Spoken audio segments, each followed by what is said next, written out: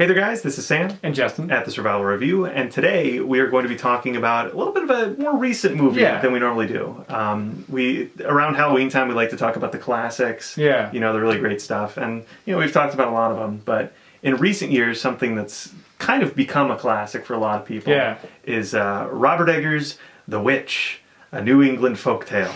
This movie is easily one of the best horror movies to come out in the last 5 or 6 years. And it's such a...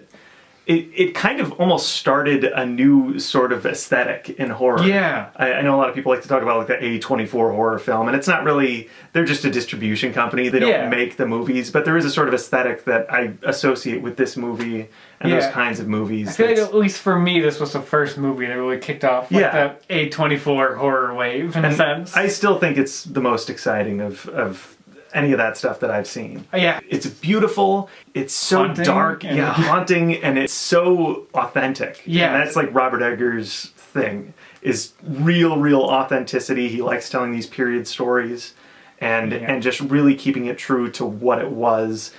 I mean, it even says in the credits, is a lot of the dialogue comes straight from these New England folktales that this is based off of. Everything from the sets to the costumes to even the accents is, like you were saying, so authentic that you would almost feel like it came from that time period. And really impressive just from the actors, especially those little kids. You will never see children performances this good. I mean, it's just like, I don't even understand how they got those kids to perform like that.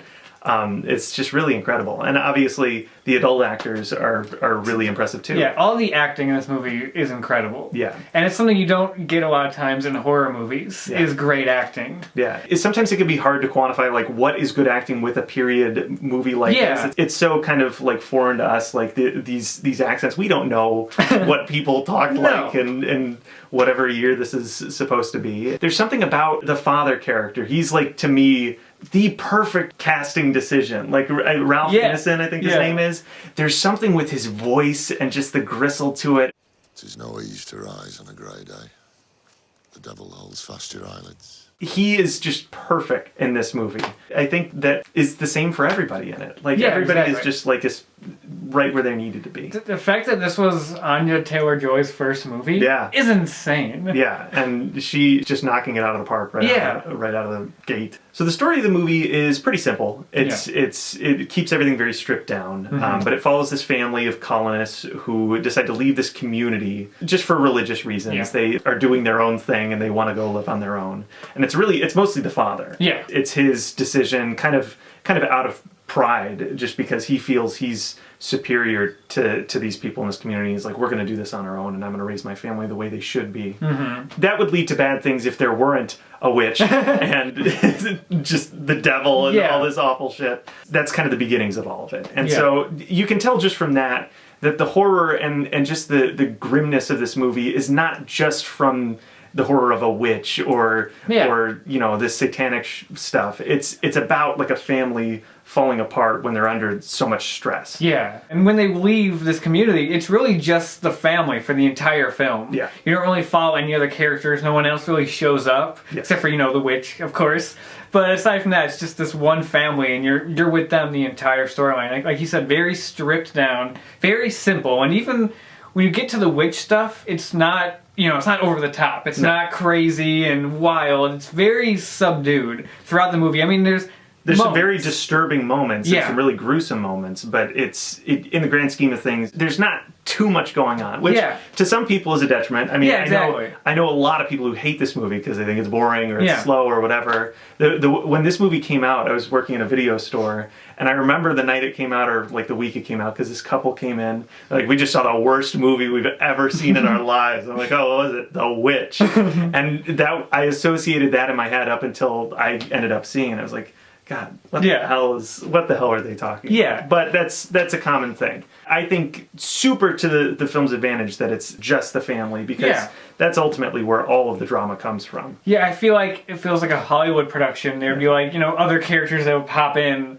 to get involved in the action, so you could have like more deaths, or so you can have something like that. And it doesn't go for that. It just, you're stuck with this family as everything just keeps going wrong from the beginning, from the witch taking their newborn child. Which is right at the start of the movie. Right at the start. I mean, it's right from the get-go. you have this image of like her playing peekaboo with this baby. Boo! Son? And it just instantly disappears and goes off into the woods, and the witch does what she does while it's just so stark and just so like, there's no musical sting, there's no crazy dramatic thing about it. The way it's executed is just so stark, which makes it like more disturbing. Yeah, it adds like a real intensity to it that you just wouldn't expect from so little. And as the movie progresses, like, their crops start dying, like everything that can go wrong does go wrong. Yeah. And it's not just things going wrong, it's also the way people are handling these situations. The father is lying about things, the son is lying about things to their mother, the father sold this cup. I mean, you wouldn't think that you would get this much drama out of like, oh, I sold your cup. But like, all of these little things add up into this family just being torn apart. Yeah. And being suspicious and angry with each other. Yeah, and that's where a lot of the tension comes from. Because, like, you have, like, the little kids are blaming the big sister for this, saying she's a witch. And then at one point she's like, well, no, the kids are talking to Philip the goat, and Philip the goat's Lucifer. And... We'll get to Philip the goat in a minute. But yeah, and there's, like, this tension between it. And, like no one knows who to trust. Yeah. To the point where at one point the dad just locks up all the kids. He's like, I don't want to deal with it. Yeah. Tomorrow morning I'll come and see you, and if you're not dead, then we'll talk. Yeah, exactly. Which, it's just, they don't know what to do. You're just as stressed as they are. Yeah, because the mom is also kind of like slowly losing her mind. Yeah. I mean, she's also just totally distraught from losing her kid and stuff, but like she's slowly kind of just losing it, so nobody's in their right minds. Yes. And on top of that, you have these people with the looming threat of winter coming. It's just a million things. Yeah, exactly. And all of that compiled with the supernatural elements. You, of course, have the witch very early on, but once she shows up then, you kind of really just are with the family for a while. Yeah. She's ever present just in the sense that, like, you always feel like there's something, some other force tearing this family apart. Yeah, there's just this sense of foreboding throughout the entire thing. But physically, you don't actually see the witch or much supernatural stuff for most of the movie. So, Black Phillip. Black Phillip. Everybody's favorite goat. Yeah, this goat, like... How the hell did they get this good of a performance out of a goat? I don't know. I feel the same way about that bunny. Yeah. How do you get a bunny to tell a bunny, be scary? Just be menacing and get that kind of... but they do. It's just shots of just a goat just sitting there, and you're like... Something's up with that goat. Something's up with that goat. And the way the kids are singing little rhymes about the goat.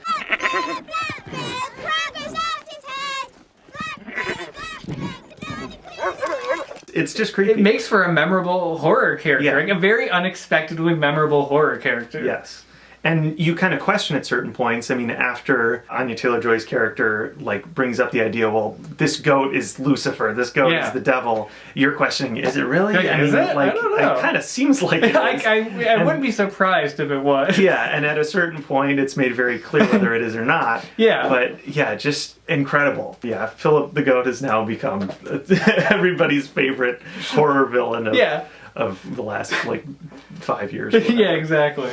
But kind of circling back to the performances, there's a son character in the movie. We haven't talked about him at all. No. And he's great. His big scene in the movie is like, I saw this movie a few years back. I didn't remember too much of it, but I vaguely remember like what happens with him. But on this rewatch, I was just sitting there like, with my eyes glued to the screen. Jaw dropped at this kid's performance. Yeah. It's like he is putting everything out there. Yeah. I really just can't praise the performances enough. Yeah. Just how good they are. And that's what really, if the performances weren't this good, the movie wouldn't have worked. No, even with the great horror elements that it has, you need these characters. It's really a movie where just everything ties it together. I mean, you've got the performances, but it's also just visually, such a beautiful movie. It is. I mean, it's really gray, and really bleak, but just every image is so, it's just perfect. Yeah, it's a great looking movie. There's so many shots that you can almost just frame up on your wall. It's just beautiful shots. Just all these elements that come together. This is Robert Eggers' first movie, man. I know. It seriously feels like a movie that somebody who's been making movies their entire life. And, he certainly made shorts, I'm sure. But he's just a master. Yeah, exactly. And after this, he went on to do The Lighthouse, Yeah, which which is we have to also talk good. about at some point. I'm sure. It's another movie it's worth talking about. Yes. I can't wait to see what he does next. In terms of current horror filmmakers, Robert Eggers is up there as one of the best working today. He's one of the most exciting filmmakers working right now. One of the big attributes to this movie is how unambiguous it is. Yeah. Like it says in the credits and like it advertises, it is an adaptation of these real folk tales. Yeah. And it feels like it because it really is, there's a witch and this is what's happening and this is how what this is and like, there's no, you're not like getting into the whole like psychosis of is this person that or whatever. I mean, there's the mistrust, but it's you understand where everyone's coming from the entire time. Yeah, and it's like it's clear cut that like it's a witch and everyone treats it as that too. I am no witch. Get her from my sight. I'll not have her in this house. She is no witch, Catherine.